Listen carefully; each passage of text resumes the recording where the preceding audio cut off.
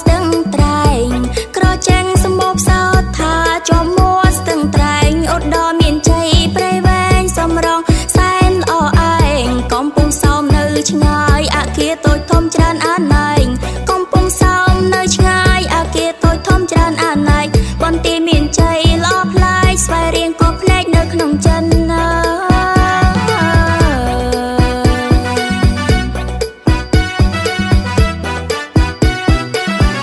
កំពុងឆ្នាំងភ្នំកងរៃត្បូងខ្មូលល្បីរឿងទាវទុំ